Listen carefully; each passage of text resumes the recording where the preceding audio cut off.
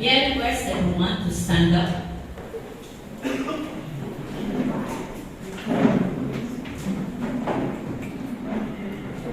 Thank you, Lord. Panginoon, maraming salamat sa pagkalagi sa lahat ng bagay, sa lahat ng oras, sa lahat ng lahat. Ikaw ay isang Diyos na maasahan, masasandalan, punong-puno ng kahabagan at pagmamahal. Dalangin ko, Panginoon, sa umagang ito, ang mga salita mo muli ay magkaroon ng buhay, kapangyarihan, at hayaan mo, Panginoon, na sa pamagitan ng iyong mga salita, magsasalita ka sa puso namin, in our heart, in our mind, in our spirit. Magkaroon ng kapangyarihan ang bawat salita na aming pag-aaralan ngayon. I pray, Father God, for your love and mercy, for your anointing and grace. Fill this place with your holy anointing, na ikaw lang bilang Diyos ang matangkal sa aming kalagitnaan. Mula sa aking kinatatayuan hanggang sa dulo, Panginoon, hayaan mo na ang lugar na to punuin mo ng iyong kapangyarihan. Salamat, Panginoon, maluwalhati ka. Hiniling namin, Lord, ang iyong blessing, ang iyong favor, ang iyong habag ng umagang ito dakilang Diyos ay maging pagpapala ang bawat salita na aming maririnig na nagmumula sa iyo. In Jesus' name I pray. Amen. To God be all the glory. Amen. And we seated. Salamat po sa Panginoon.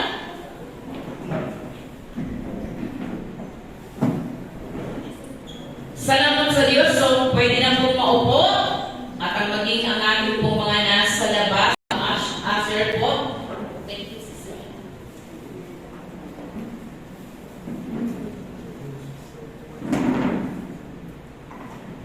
Hallelujah. Last week, itong mga week na to, sa ating buwan ng Agosto. So, tinatalakay po natin ang iba't ibang na mayroon tayo. So, tinalakay ni Pastor Jerry about yung strategy na ginawa ni Joshua. At nakita po natin talagang mayayaman ang mga strategies na kanyang ginawa para kapulutan po natin ng isang aral. Paano po ba na mag-compare ang isang bagay na nais ng Diyos na ipamana po sa atin? So, salamat po sa akin. Matutong kayo ba ng isa?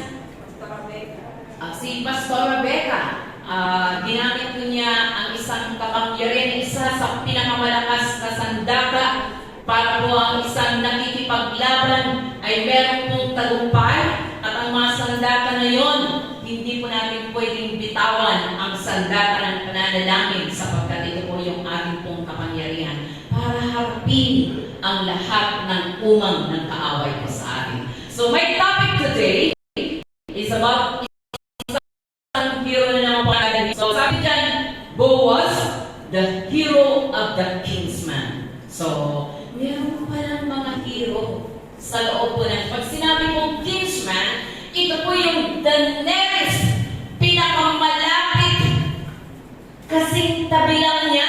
Tama ba? Good morning. So, pinakamalapit sa kanya na kamag-anak. So, meron po ba tayong mga hero po dito?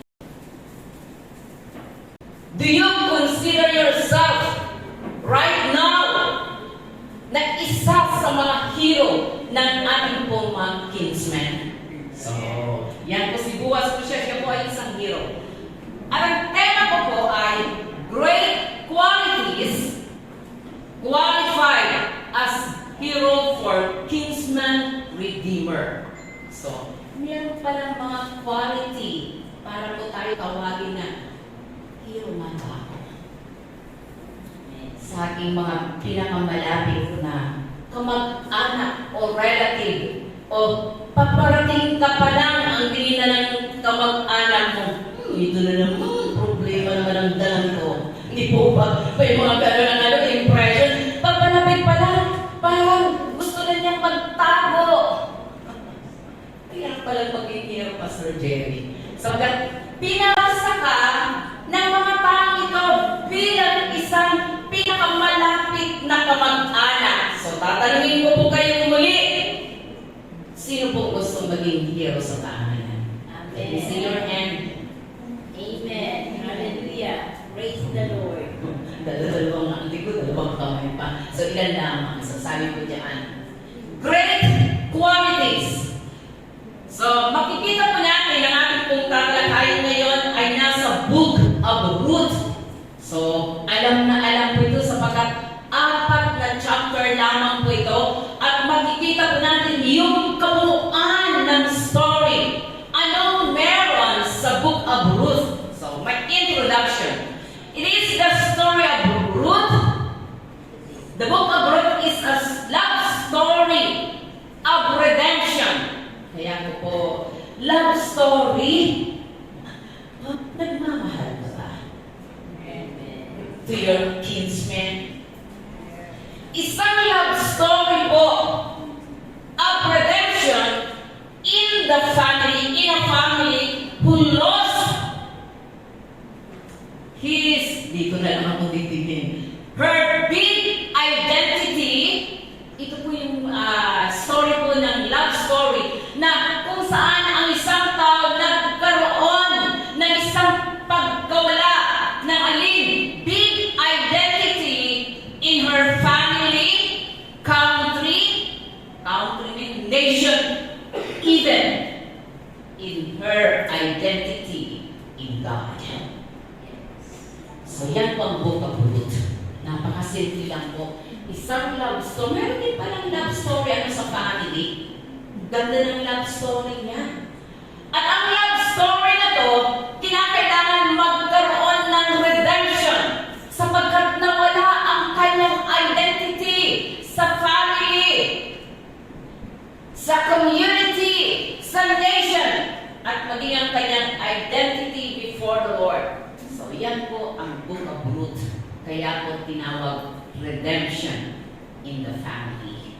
So, makikita po natin from this book, we will mamingit po natin yung three kinds of people who have a great role of redemption with different character. So, mapapag-usapan po natin sa Book of Ruth na to, yung tatlong uri ng tao na meron pong malaking kahalagahan yung papel ng tinatawag redemption in the family with different character. So magkakaiba ang kanilang pinoportray. So dito po natin makikilala ang iba't ibang tao. Okay, sige, paki-forward. Let me introduce to you Naomi. Wala pa akong naririnig na pangalan dito. Diba? Narinig ko lang ito doon sa gift yung isang pangalan ko. Naomi. Sabi niya, wife, Elimelech's wife from the tribe of Judah. So, siya po si Naomi. At kapag tinignan po natin, pag binasa po natin ang buong book, si Naomi ay ipinapakilala po dyan. She faced severe trial. She lost everything that was. Lahat ng bagay na mahalaga sa kanya nawala sa kanyang mga kamay.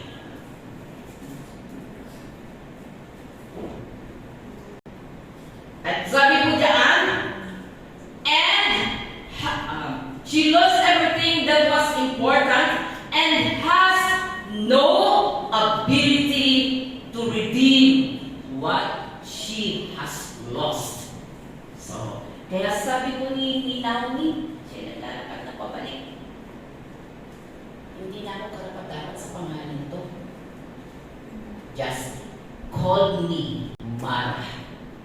Na ibig sabihin, a bitter person.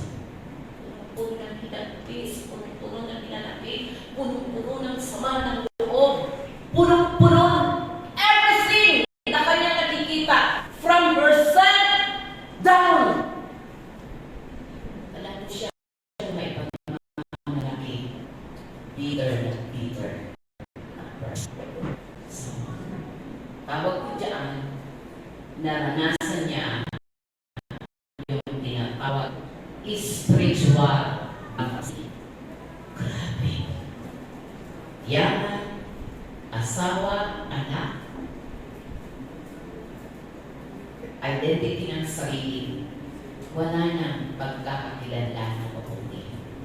Kaya, humantong siya sa tinatawag spiritual bankruptcy. Okay, forward.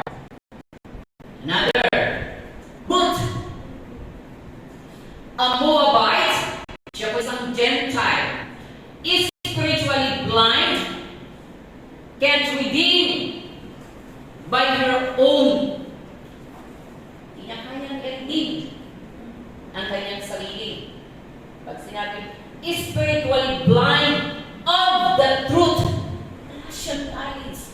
Sino ba ang Diyos na to? Who is this God that can save my life? Nothing. Spiritually blind. Can't redeem her own fellow men. Hindi niya sa kanyang family. Wala siyang kaganyan. Sabi diyan, but given a great opportunity to know the God of Naomi. She is the entrance to make the story of redemption be completed. So, ito ngayon, mula kay Ruth, mula kay Naomi, na nagkaroon ng spiritual bankruptcy, at natin si Ruth pinapakilala sa Book of Ruth na a complete sinner. Walang alam, hindi niya alam kung anong katotohanan. Pero nagkaroon ng isang opportunity to know the God of Naomi. Okay?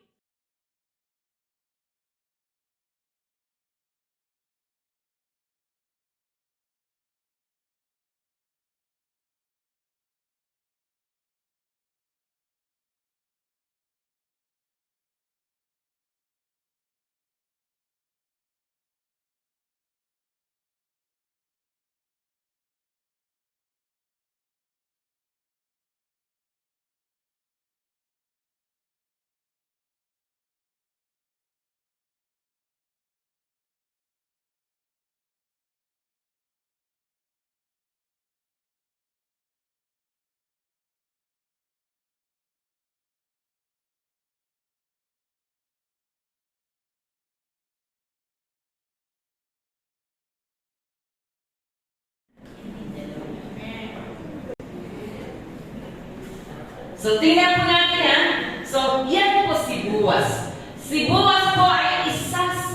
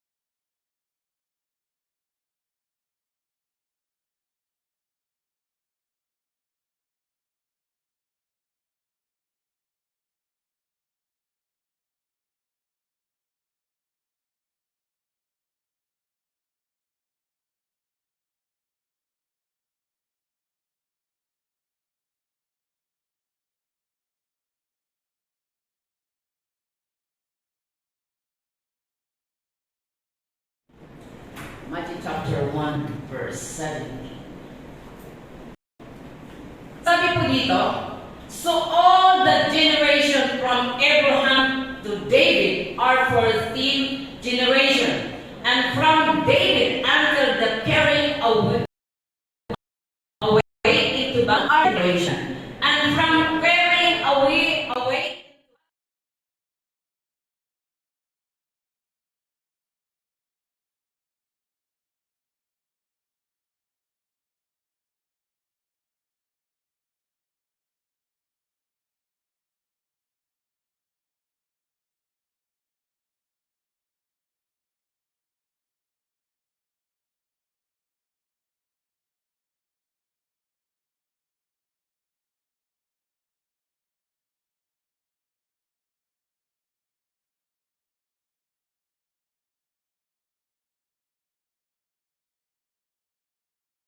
David. So, pagdating sa 17, ipinakita niya yung tatlong generation. Actually, marami pong mga generation pa yan, pero binigyan niya ng emphasis. Bakit? Ano pong kaugnayan po nito? Book of Matthew, he represent the genealogy of Jesus as the lineage po ng tinatawag kingship ng ating pong Panginoon. David, the early king. So napaka-importante po nito na kanyang tinatalakay po sa bagay na yan. Kaya mapapansin po natin na ang kahalagahan ng lineage na to, tinatalakay. Bakit? Napaka-importante ng role ng isang king. Ano po yun? Alam mo pangyarihan ng king?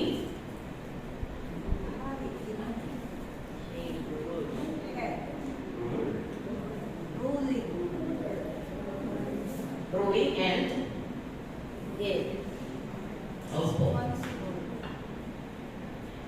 May dalawang bagay na pinapakita pag narinig mo ang king. His authority and power. Ang kanyang kapangyarihan. Ano ba ang kanyang kapangyarihan? He has the power to save those who are in danger. Pag sinabi ng king, di ba? Ang presidente nga, may pupugutan ng mga preso. Huwag yung pugutan niya. Ka-powerful ang kanyang word. Na he can save those who are in danger. Kaya, binigyan po ng emphasis ang story ng tinatawag King's Family. Sapagkat importante po yun. Ginamit ko na example ko dyan. Di po ba sinong nagligtas kay Daniel at ang kanyang friends nang sila po'y nasa, It's the king! Sabi niya, ilabas niyo sila! At isang salita lang, binuksan ang kanilang dalahan niya. Ganun ka-powerful ang king. Kaya si Matthew, he's presenting the lineage of David. Kung bakit umayaw, hindi lang natin po yan. Okay? So yun first. Okay, paki-forward para makita po natin ang tatlong generation yan. Okay yan, kahit hindi po natin basahin. Building a family. Okay, pakiano mo na. Building a family. Building a family or clan. And the kingdom. Napakalaga ng dalawang principles. Ang kanyang word at ang kanyang authority. At papansinin yung pamilya, dalawa laging nag-uugnay, the Jew and the Gentile. Sige, forward. Sabi po dyan sa verse 17, from David, A pa po tayo, A pa po tayo. Sa una, Matthew 1:17, letter A.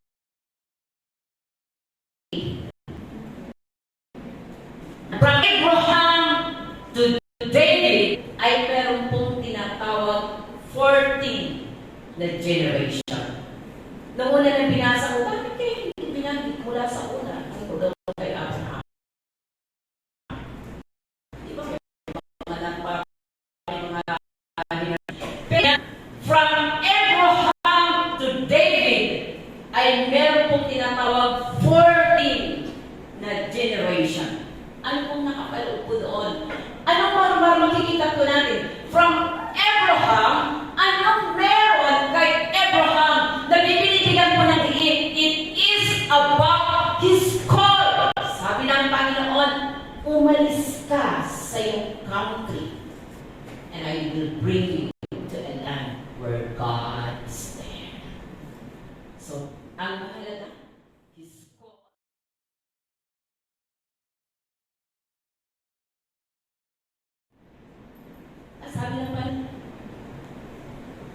Nababasa niyo po ba? Sabi niya daan, through Abraham's seed, the whole earth will be blessed. Maliwanag po yun. Through Abraham's seed, the whole earth will be blessed. So anong kaganayan nito kay Boaz? Kikita po natin yan. Sabi niya, very particular, the line of Abraham will be established and the line na tinatawag Abraham's seed. So very particular ang Diyos sa line. Napaka-importante nito. Bakit? Dito po magmumula ang tinatawag Ingli Covenant by God. So,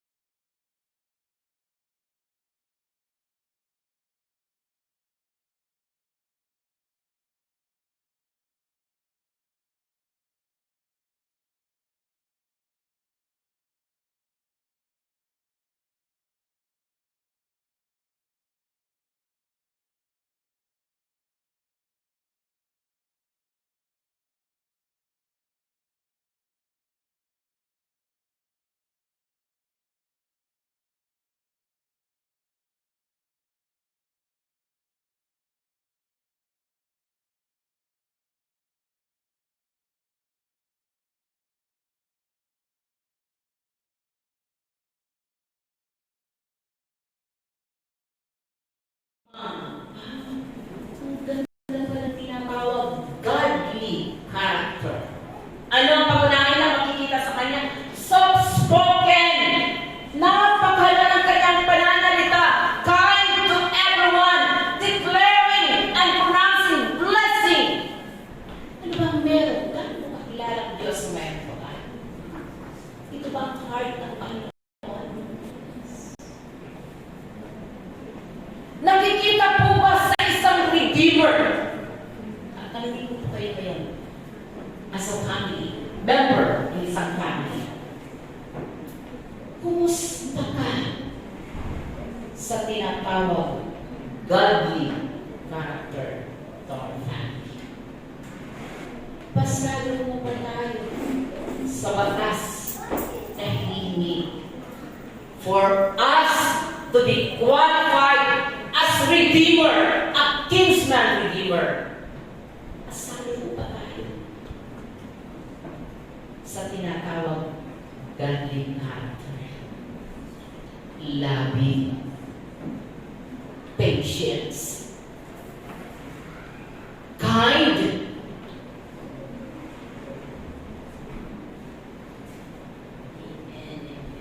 that the character of Jesus may be seen in our lives. Naku, Pastor, ang tagal-tagal ko nang pinag-pray. Pinag-pray ko ang aking anak. Ipinag-pray ko ang aking magulang. Ipinag-pray ko ang aking mga kamag-anak. Check your godly character. Amen. Pasado po ba ito sa batas? Boaz passed the kind, the demand, the tinatawag godly character. Redeemer Day.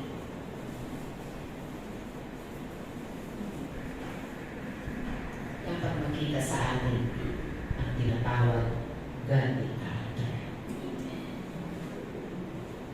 Mayaman si Boaz. Makikita po natin po yun. Nasa lineage po siya ng mayayaman sapagkat king ang mga pinagbulan.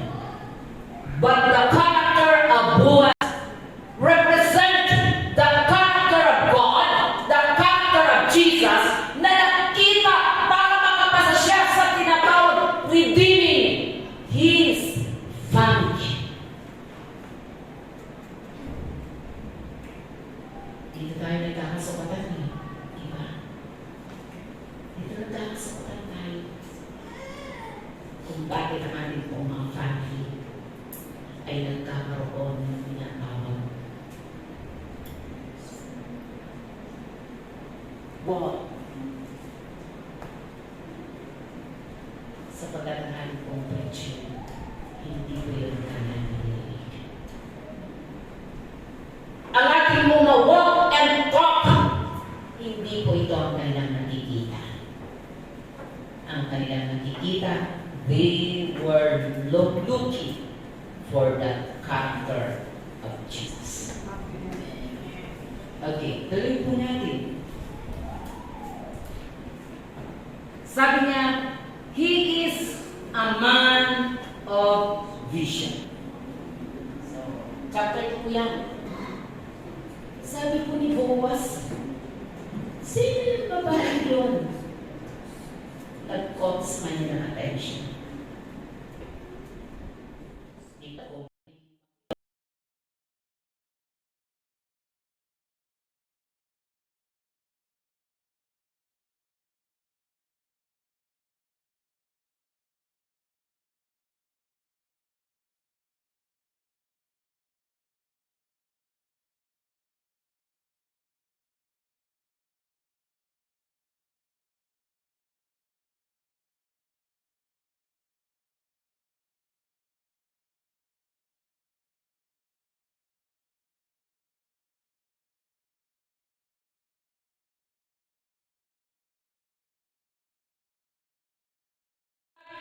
Ito ay, anong doon sa dinadala yung mga kinakounsel?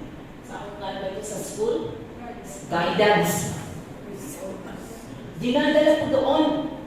Bakit? Naroon ang Pero ang tanong, do you consider your family ang parte ng bawat isa ay merong kinakailangan need of attention? Boaz, what he did when he saw Naomi and Ruth, nakita niya si Ruth, alam kanyang ginawa? He investigated and listened carefully and was moved with compassion. Sabi ko naman natin, ang pag-atin mo, what is vision? Vision is seeing what God sees.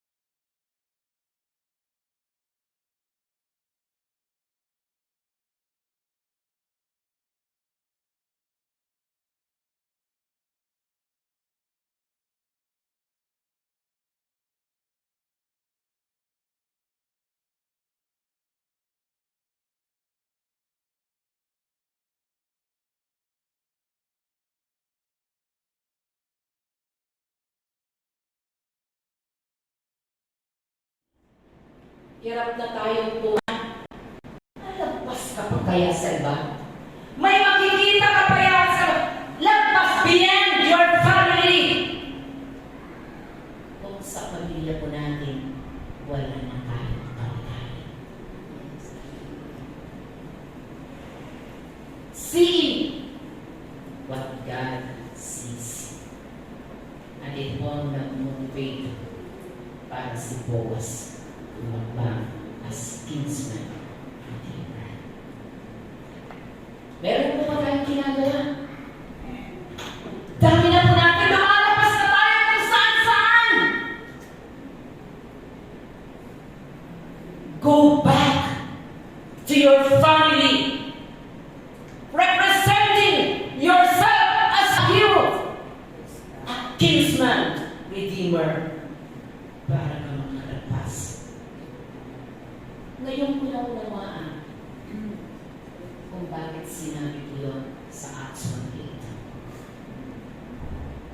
Jerusalem, Judea, Samaria, and to the uttermost part of the earth. Why we need God's vision to our family? Dahil ito po ang heartbeat na natin po ito. Kaya di pa ako naniniwala na nagmamahal tayo ng totoo sa iba kung sa pamilya po natin ay iyakin mo tayo.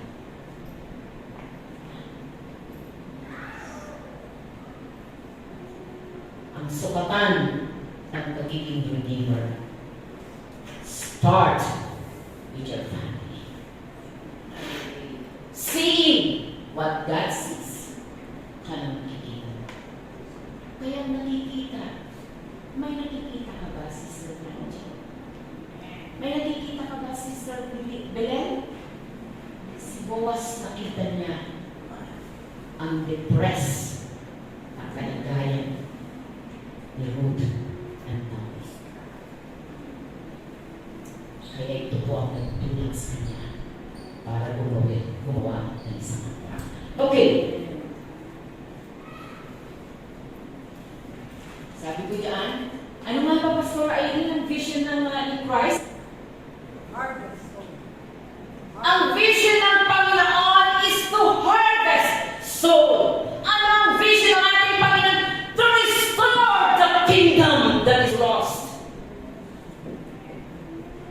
From earthly to heavenly.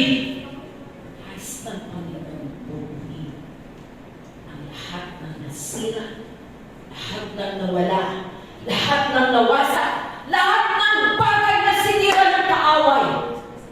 The vision of Christ is to harvest, to reveal the kingdom that is lost. Amen. Nararamdaman mo ba natin yun? Yes, Lord. How do you see your family today? Ramdam mo ba natin yun? Nasaan kayo? Okay lang aking pamilya. Safe na sila. Tingnan. Okay.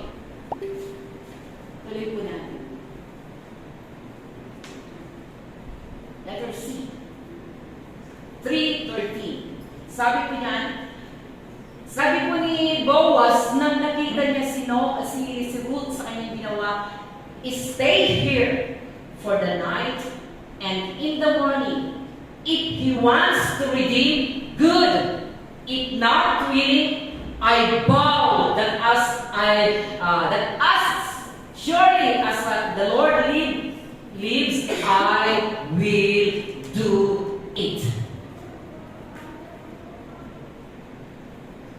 Pag itinaas po natin ang 12, nandun po yung kanyang sinabi, I am a kinsman redeemer. But, sabi niya, meron pang mas malapit kaysa sa akin na dapat siyang gagawa para sa'yo.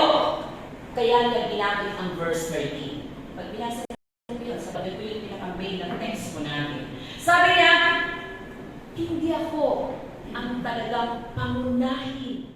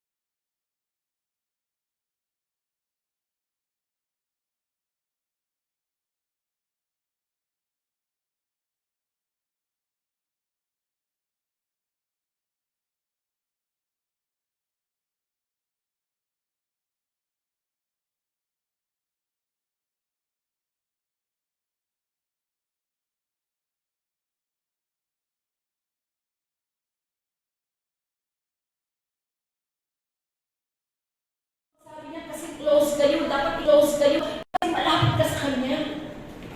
Sabi ko, Diyos, magiging ka until morning. Kung gusto ka niya hindi mabuti, balik na ang kanyang baw hanggang buhay ang Diyos. Gagawin ko ang dapat ko. Ganun po ba tayo committed?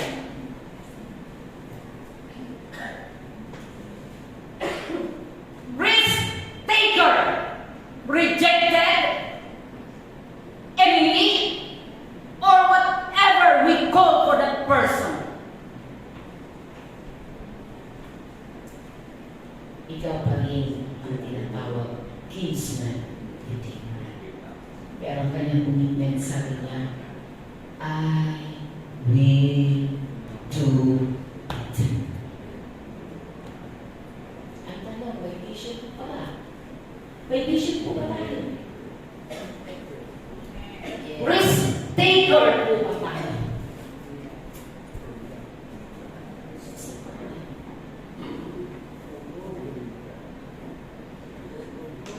Si Jesus, nang siya'y nag-pray, kaya ganun kapawal niya ang prayer. Not my will, but thine.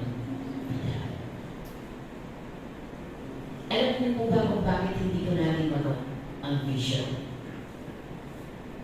Kaaway ko ang iyong will. Kaaway natin ang ating mga will. Ako, baka may masabi sila sa akin. Ako, baka ako nilang palikuran. Hindi pwede kong gawin yan. Mas matanda ako sa kanya. Panganay ako. Hindi ako pwedeng bumaba. Kaya ang tanong, ang lahat ba ng rason mo ay rason ng Diyos sa'yo? Lahat ng mga excuses po namin, excuses pa ng Diyos para maging bahagi ka ng restoration of God's kingdom. Hello? Sabi tayo tahimik.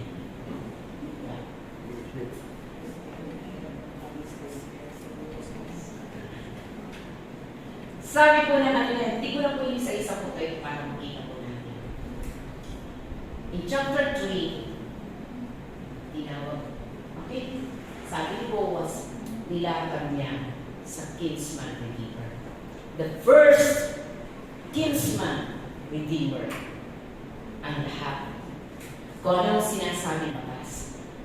May pangitahin ka ba kay Ruth and Nomi? Nadara mo ba at nakikita mo ba ang kanyang kalagayan nowadays? Can you see, can you feel, or do you understand the meaning of redemption? About your family redemption. Alam niyo kung malulungkot ka sa naging sagot ng kinsman redeemer. Sabi niya, ang gamit sa verse. Ayan, hindi ko aakuin ang lahat ng responsibilidad na yan. Sabi ng Panginoon, beautiful are the feet that brings tidings. Kahit saan kadalhin na iyong mga pamilya outside your family, kapag dalhin yan, willing kang i-risk ang lahat ng bagay na isa. Pinubad ng kanyang santas, pagkat sa batas po nila, kapag tinagdihan mo, ubay mo ang santas, tatanggalin mo ang lahat ng bagay na tatalikuran mo at ayaw mo maging kinsman.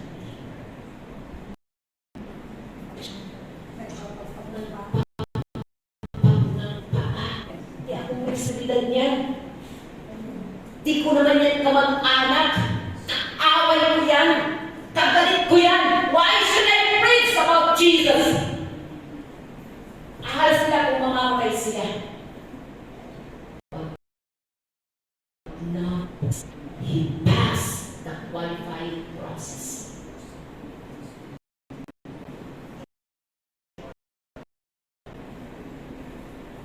Saan na kaya ang church? Hello. Sa tingin mo, Sister Lee, nasaan na ba?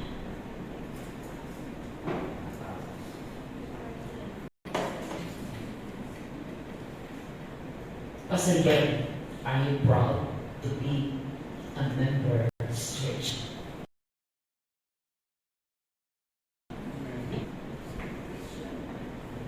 Hindi. Tingnan mo, bakit Pastor? Why are you so proud? Because got appointed. You are appointed by God to be a bearer, to be a bearer of this vision. Dala-dala mo ba? Sa tingin mo, Tami?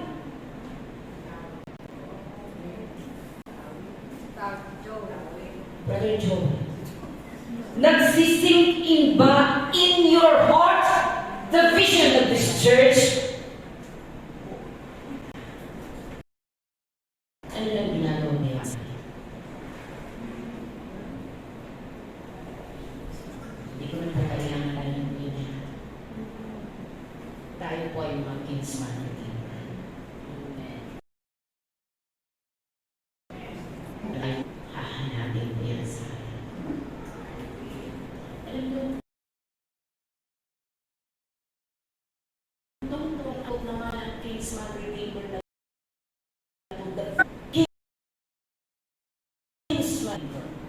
basahin niyo po, punong-puno siya ng tao. Hindi niya tinanggap. Noong una, gusto niya, marahil nakita niya, maganda pala ito si Ruth. Batang-bata pa. Kaya niya gustong pakasalan. Pero narinig niya lahat ng mga kami. Ang kinsman.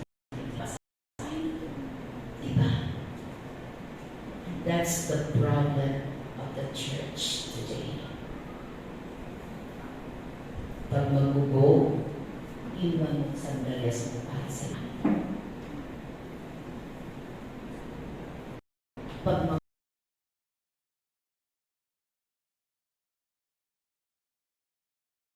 natin iiwan ang ating pong sandalas para sa iba. Buti kong kasukat ko yan ang paa. Diba? Ganun ba kalaki ang puso niya sa pag-iiwanan mo ng mamahalin niya ang SNK? Gaano kalaki ang puso mo, paningin mo, heart mo para sa heartbeat ng ating Panginoon for you to be trusted for that vision? Sa tingin mo, qualified ka na? O iiwan mo ang sandalas mo para sa iba? Sabi niya, selfishly reject all that passes.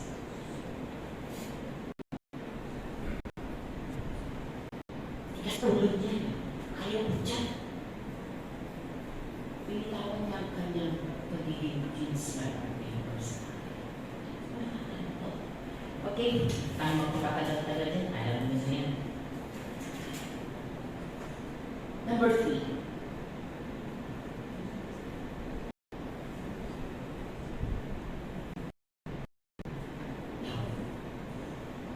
Boaz offered a perfect relationship by marrying.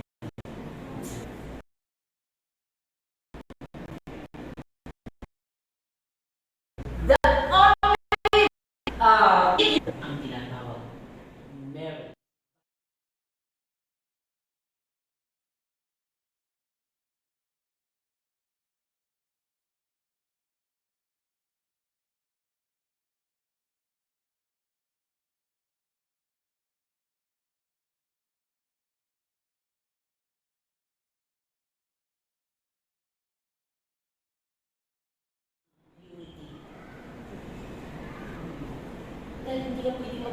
kinsman redeemer. Kung puno-puno ang puso ng mga kabalbalan. Hindi ba na kung ang puso mo ay punong-puno ng galit, punong-puno ng lahat ng bagay, maruruming bagay sa puso natin. Kaya sabi niya, huwag mo ito bagay. Pinapunta ka ito.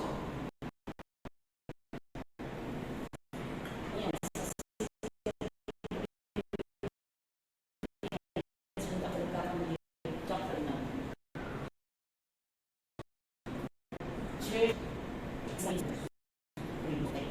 become pure para makapag-offer siya ng tinatawag na perfect relationship ng marriage.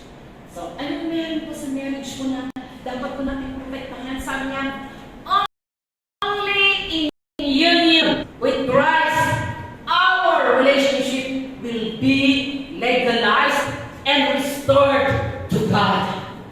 Tandaan nyo, yung pagiging isa natin sa Panginoon, yan lamang ang magpapatunay kung ikaw ay totoo na naglilingkod sa Panginoon. Protect to yourself that you are a kinsman redeemer. Pinatunayan ko ito ni Boaz. In-offer niya ang tinatawag perfect na relationship. Hello? Sa family pa lang ang dami ng sakit. Alam mo po, bibigyan niyo ko ng time. Naalala ko po si Pastor Vince. Kilala niyo po ba si Pastor Vince? Pastor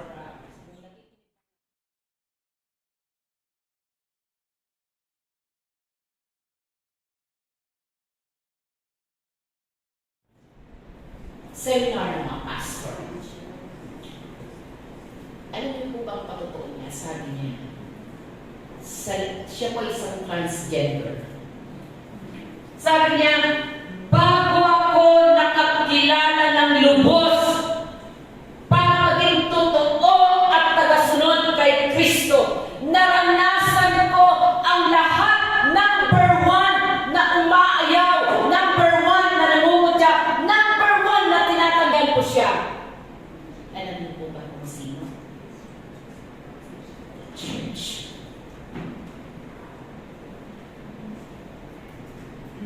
Sabi niya, papasok pa lang ako na nagsisimula. Ilaban na lahat. Ang church na to ay holy, ang church na to ay ganito, ang church na to, lahat ng mga credential ng purities, inilaan na sa kanya. Sabi niya, hindi ako para dito sa church na to. Kung dala naman siya, nakailang church po siya napuntahan, but he feel rejected by the church.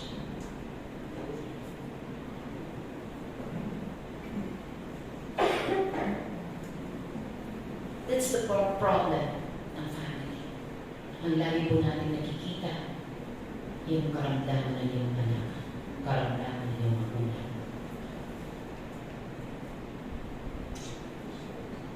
Kapag lagi po ito ating mandama, hindi po tayo magiging kinsman. But Boaz offer a perfect relationship na mag-legalize at mag-restore ng lahat ng bagay ay now married. And that is marrying Ruth. Pinili niya ang lahat ng karapatan. Alam niyo po ba? Sabi ko, gano'n kaya kayaman? Kasi mayaman po sila. At pinayaman mo yung buong-buo ni Boaz. The reason why the first kinsman redeemer, nakita niya ang rason ko, mababawasan hindi ako ng aking pamilya. Mababawasan yung aking mga nagdaan kung magiging tungkulin. Kaya ibigay niya yung lahat kay Boaz.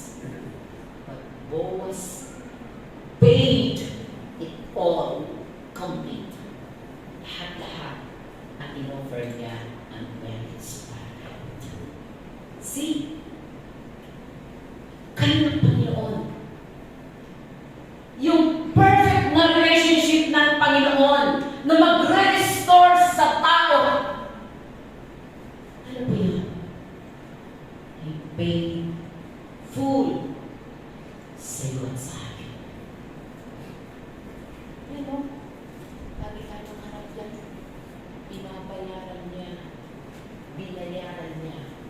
once and for all, para lamang ma-restore ang kingdom that is lost. At ang kingdom ito will start sa panmula na ikaw ay tatanggapin mo ang open relasyon ng Church, ang kapangyarihan ng gospel ngayon sa ating pong family ay very powerful. Make it all complete dahil doon lamang magsisimula ang restoration ng kingdom ng ating pong Panginoon ng binasag ng kaaway. At kung ikaw ay willing, lagyan po natin, this is my conclusion.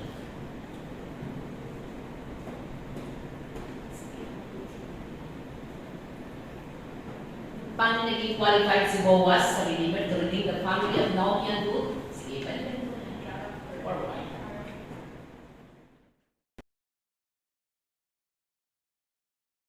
Malapit siyang kamag-anak. Tinalikuran ng isa, sinalun ni Boaz buo. May kamag-anak ka bang nawawala? Then you're responsible for that. May pamilya ka ba?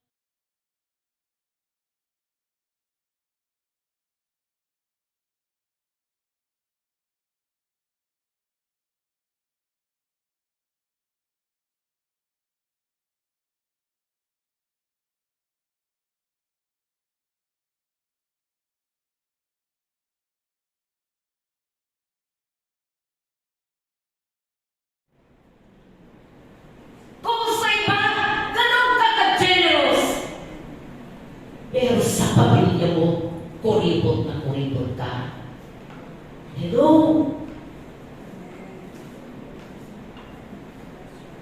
The restoration of God's kingdom. Bitawan mo ang lahat. Para restore mo ang kingdom ng ating buong ngayon. Saan tayo dito? Kay Boaz. Or isang kinsman na pinagawin ng lahat. Forward.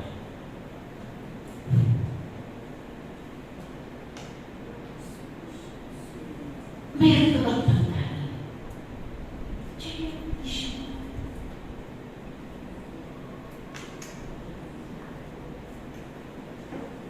Matagal mo nang kasama yan sa family. Pero wala kang nakikita.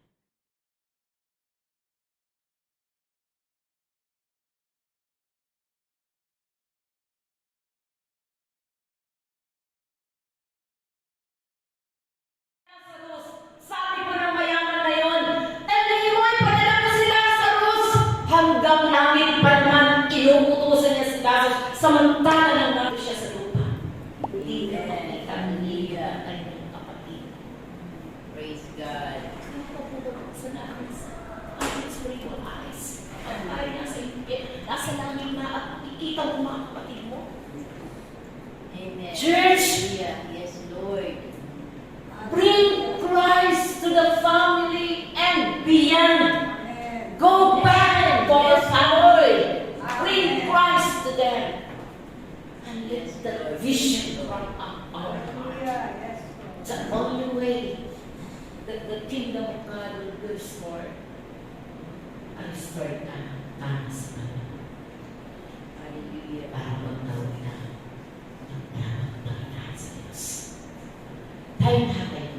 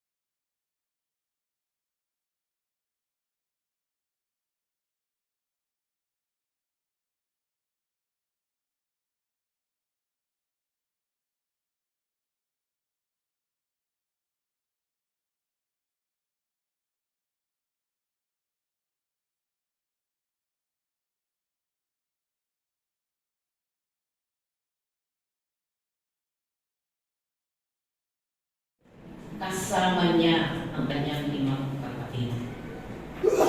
But the problem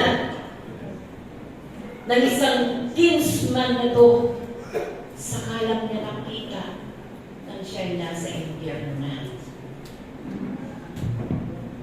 At ayaw nilang makating. Tayo po ba natin doon? Kung tayo po'y papuntang heaven, hintayin po ba natin na makita mo ang iyong family ay nandun? Para hindi tayo huwagpang bilang isang kinsman.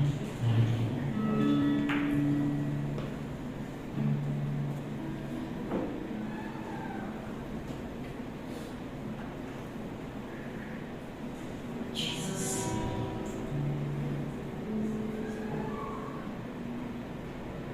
Amazing books. The last song.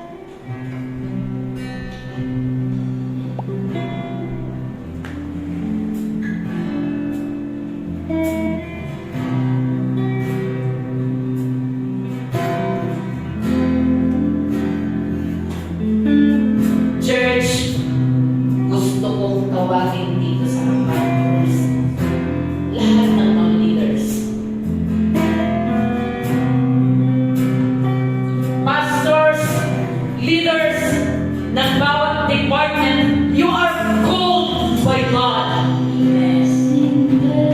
to possess the vision that God is given to us.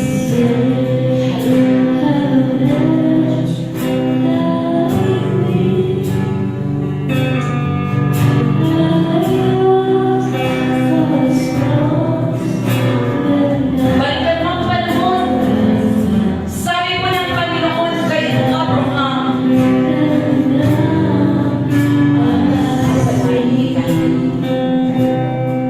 your seed will be blessed sapagkat magmumula sa iyo ang isang malalim na commitment na bibitawan mo ngayong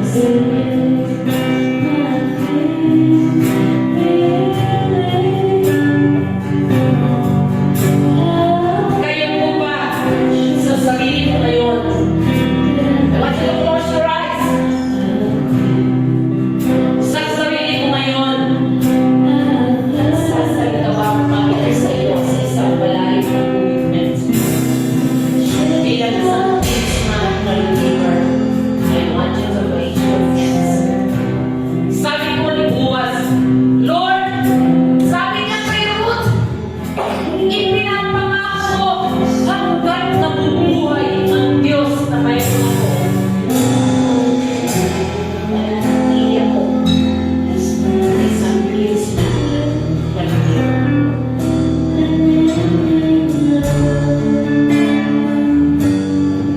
Gusto kong iwan ito sa inyo lahat na narito ng leaders ng church. It's been a long, long time. I've been praying for God na mayroong iyayakap sa isang Panginoon na to na kaya niyang bitawan ang lahat, kaya niyang magpapayag. Baka naman mo restore and down that is lost. As Christians, kaya pagdaluyan ka naman ng Panginoon. Malalim. Hallelujah. Jesus. Jesus. Hallelujah.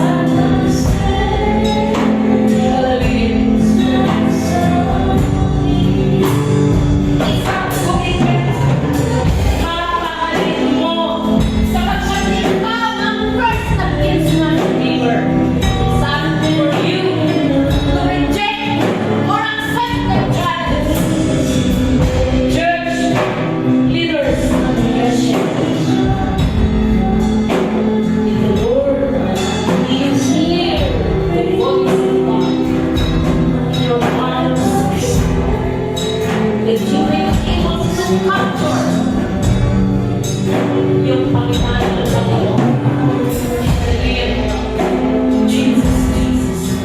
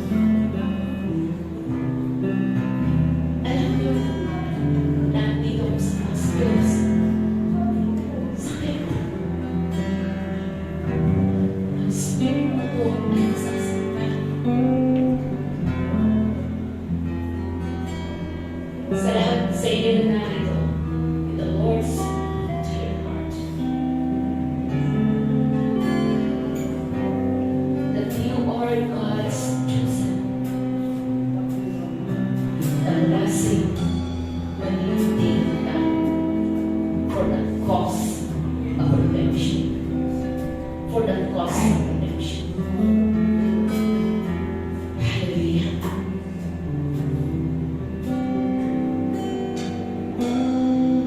Lord, we bless you.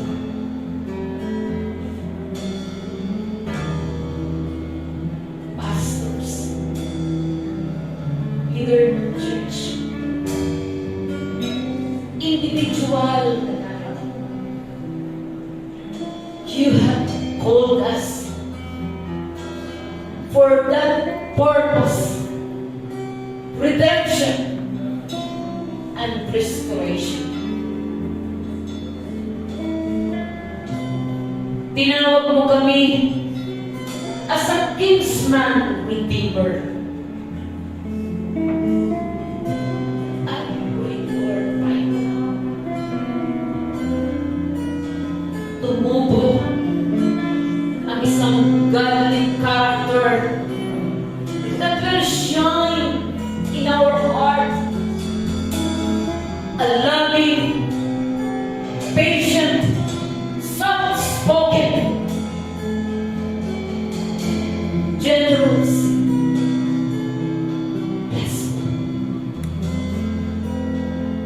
bless one kinsman,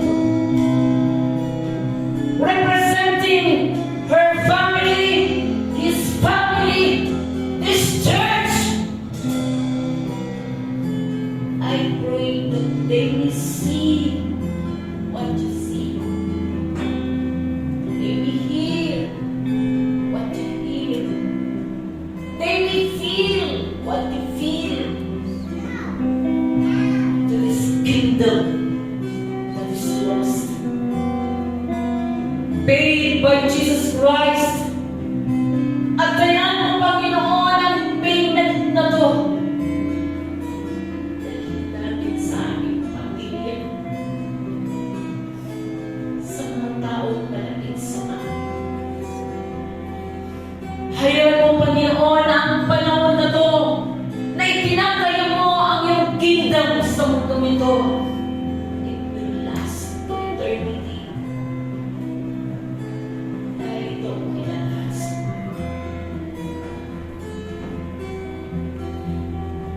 Bless Mount Vision Church.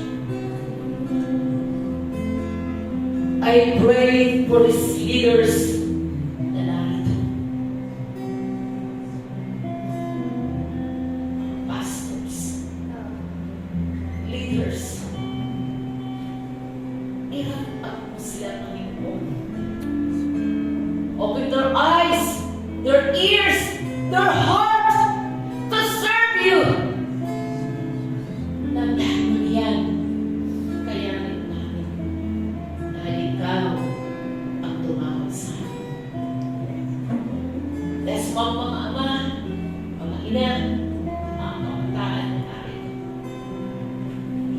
Papunin nila, Panginoon, ang iyong pagkakatawag na mula sa kanila, sa amin, magsisimula ang restoration ng eternal kingdom ng Panginoon Jesus. Thank you, Lord. Huwag namin ituro, iiwan ang sandal na yan sa iba kung saan kami ang iyong tinawag. Palarin mo, mga leaders na namin. Palarin mo ang church, mga mananampahanan na. Bless them, Lord. Dahil may dalawa kaming lahi na isa-save. By your grace and power, tulungan mo kami na magamdanan ito for your glory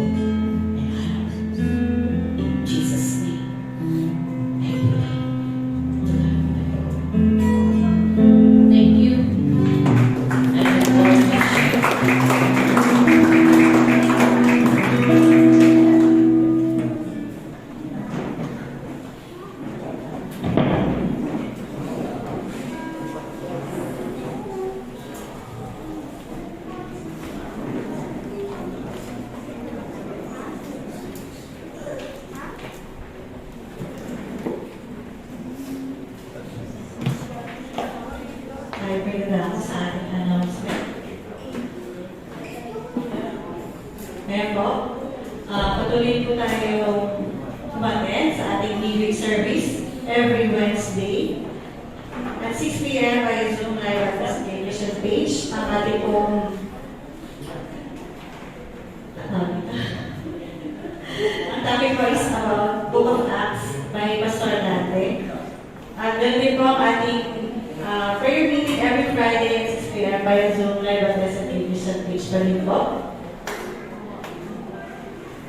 Ngayon po ang ating topic for the month of August. So, Psalms 25 na po is Eunice, the Heroine of Faith by Sister Baji Barola and Brother Edwin Barola. Salamat po sa nag-usher kanina and Marshals. Sa next week po, ako po, anak ko, sa aking kabiyak. At ang ating offering verses po si Sister Anna Faye, August 25. Ayan. For the ang ating prayer for the sick every first Sunday of the month. So, next week yata yan. So, ganun din po, ating face-to-face prayer meeting every last Friday of the month, 4 to 5 p.m. Ito po yan sa SND Christian Church. Ayan, ang ating reminder po sa ating voluntary pledge for music instrument. May update na po ba tayo? Ayan po. So, yun po yung ating mga target projects po para sa music. May mga na-complete na rin po dyan. At alam ko update, yung sa pulpit po, sasagutin po ng YC. So, less na po yung pulpit kasi sagot naman ng YC yung pulpit po. May iba pa po ba? Ayan na po. So, kung gusto nyo po ng mas maaga, pwede na po tayo mag-start magbigay ng pledges. Kahit hindi na po natin paabutin ng hanggang December. So, yan po yung updated ng mga nag-commit ng pledges at yung mga nakapagbigay na po ba ito? Ay, hindi pa. So, list pa lang yan. Okay. So, yung mga gusto po pong mag-pledge, open pa rin naman po. Kasi ang target date is hanggang December 3rd week po. Ayan po. Youth Department Evangelism Session. May Pastor Eileen at 2 p.m. Meron pa po ito. Senior Department. Celebrating the anniversary of Martina Heights Farm. Wow! Hindi ko joke. Sige po. Happy anniversary po. Ayan, another announcement po ba? Wala na po? Kung wala na, sige po tayo po ito ngayon para sa ating closing prayer. Ang YC daw po, may after, okay. May online meeting at 7 p.m. po. Attend po tayo lang. Masaya naman hindi yung kami lang nakikita. Sige. Ano yan, Brother Bird?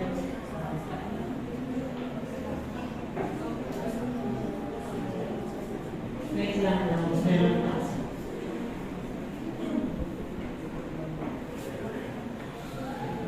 Okay na lang po pala. Sige, patayo po ito ngayon para sa ating closing prayer. Natawarin po si Sister Annie at ni-issue po kayo sa